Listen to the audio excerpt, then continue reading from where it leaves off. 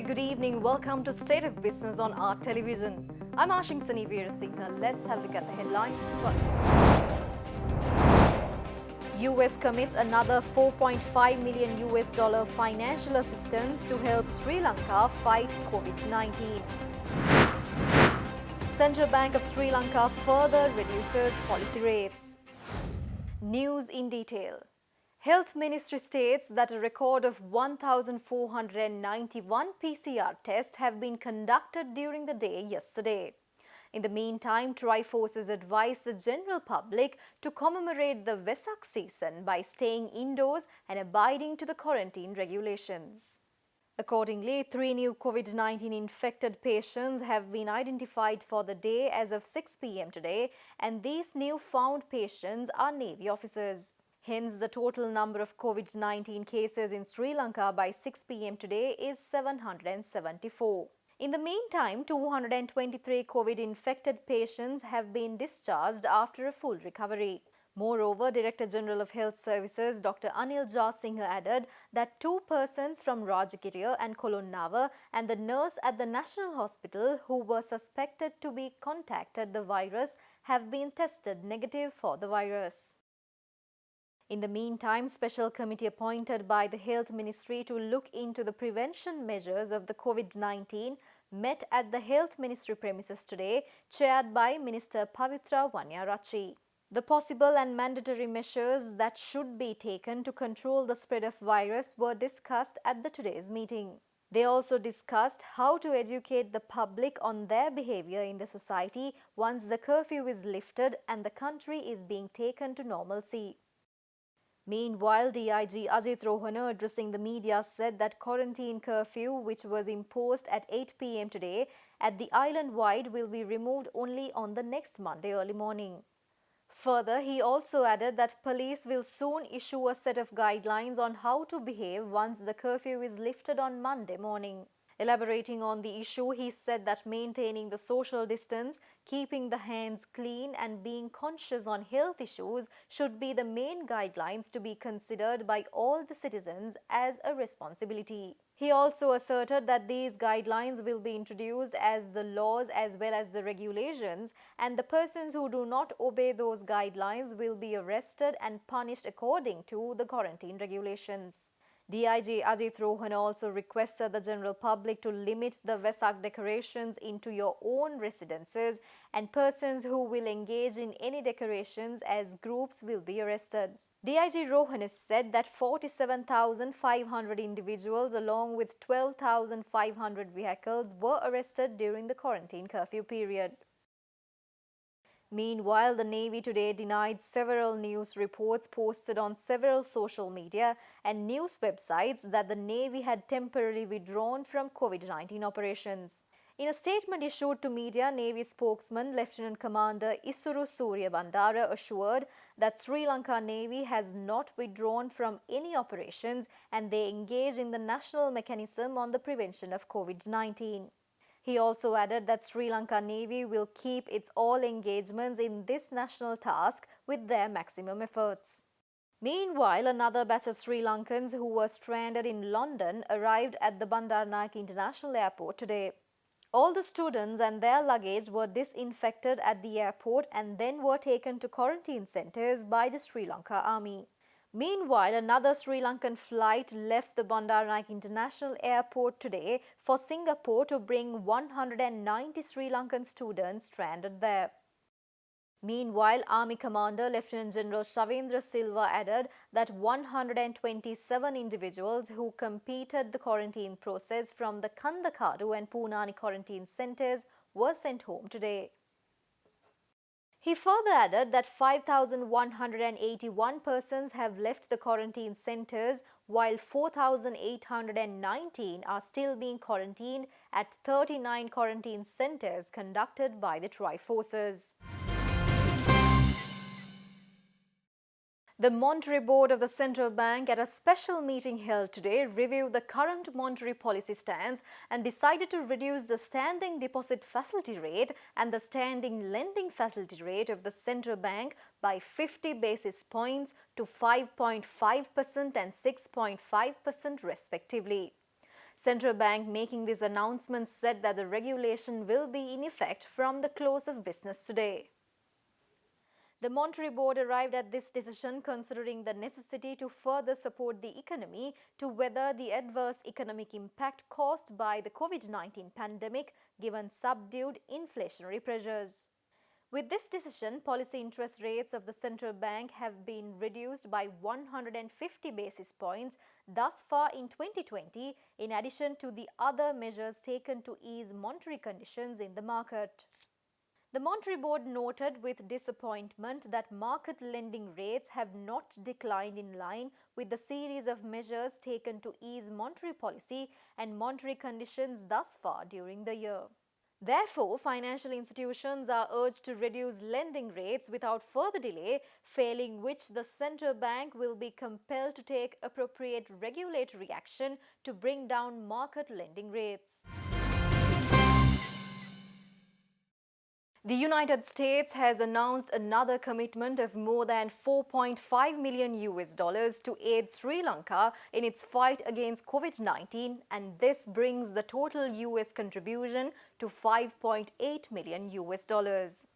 Stressing on the long tradition of U.S. support for Sri Lanka's security and sovereignty, U.S. Ambassador to Sri Lanka, Elena B. Teplitz, added that over the past 20 years, U.S. assistance in Sri Lanka has totaled more than $1 billion US dollars, including $26 million for health. The latest financial assistance channeled through the United States Agency for International Development includes $2 million to increase social services for areas and populations most impacted by the crisis. Another $2 million will strengthen small and medium enterprises and increase women's economic participation. As part of the newly announced assistance, the United States is also providing $590,000 US dollars in humanitarian assistance that will support vulnerable people during the pandemic. This new assistance builds on the $1.3 million US dollars in health assistance the US Embassy announced on April 9th, which is helping the government prepare laboratory systems, activate case finding and event-based surveillance, and support technical experts for response and preparedness. Government announces that the state Vesak festival will take place from today onwards at the Horana Gonapala Olaboduwa Purana Rajamaha Viharya in Kalutara. The government has also planned to issue 4 stamps to celebrate the Vesak in a muted tone due to the COVID-19 outbreak in the country. Commissioner General of Buddhist Affairs Sunanda Karya Peruma at a meeting took place at the Media Ministry premises revealed that the government has declared a Vesak week from the last 5th to 8th of this month. Addressing the media flanked by most venerable prelates from all 3 sects, Commissioner Karya Peruma revealed that the National Vesak Festival this year will take place at the Olaboduwa Purana Rajamaha Viharya at Gonapala Horana in Kalutara district. The Vesak festival, which marks the birth, enlightenment and the demise of Lord Buddha, will be held under the theme, Health is the Paramount Wealth, Happiness is the Enduring Wealth this year. Issuing the first day stamp covers took place at the temple trees attended by Prime Minister Mahinda Rajapaksa at a function which only a few people were allowed to participate due to the COVID-19 outbreak. The officials also added that a live coverage of the Poya Day events from the Sri Jayasekara Rama Vihara at Olaboduwa in Horana will be aired by a number of channels. Stay tuned for more news after this short break.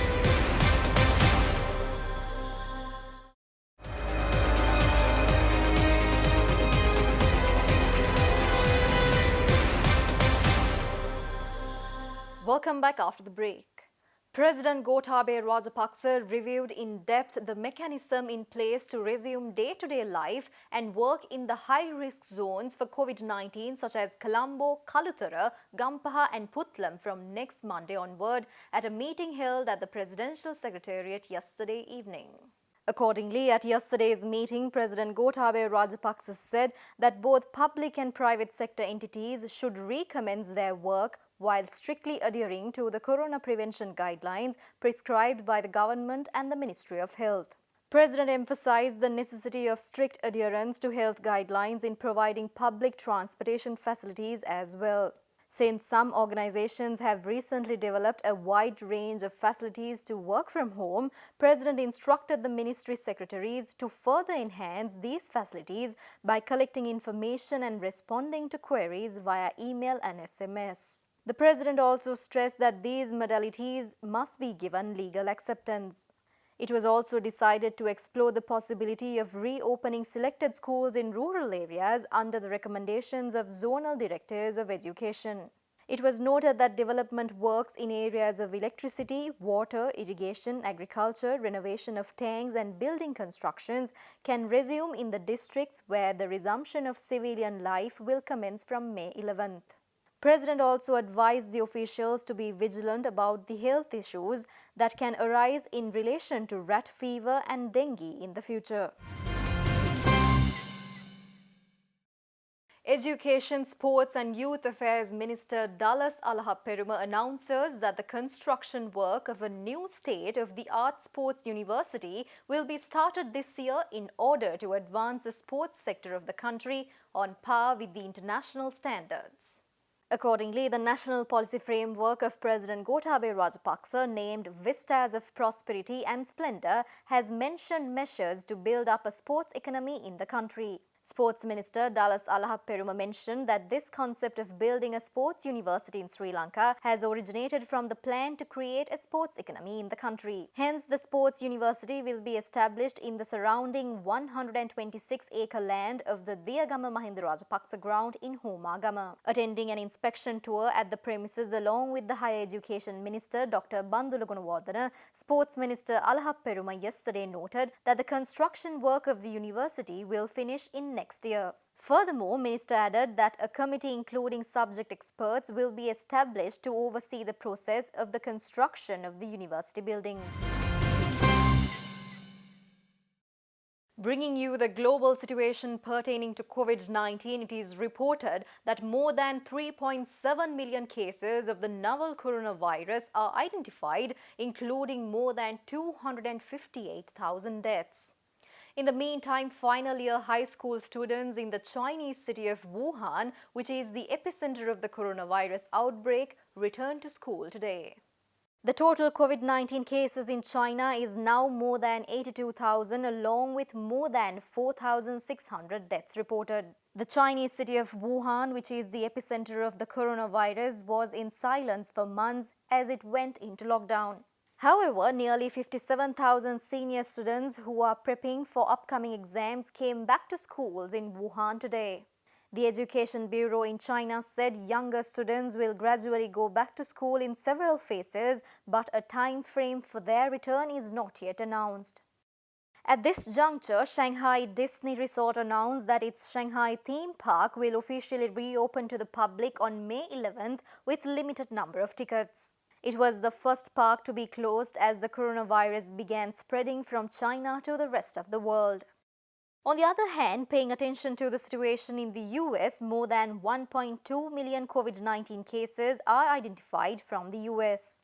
Death toll from COVID-19 in the US has surpassed 72,000. However, US President Donald Trump has confirmed that the White House Coronavirus Task Force will be disbanded soon.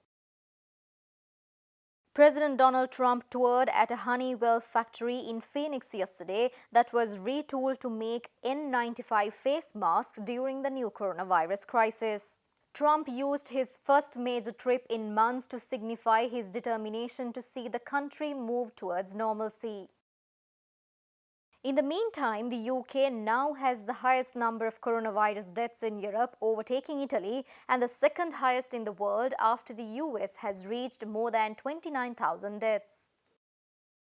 Subsequently, India is planning to execute one of the largest evacuation exercises in recent years. It plans to operate 64 flights from 7th to 13th in May to bring home thousands of its citizens stranded abroad due to the COVID-19 lockdowns. At the moment, India has more than 49,400 novel coronavirus cases in the country. And that's all the news for today. May this Vesak brings you peace, happiness, prosperity and good health as we keep in mind, health is the paramount wealth, happiness is the enduring wealth. With that, I'm signing off from News Tonight. Take care. Good night.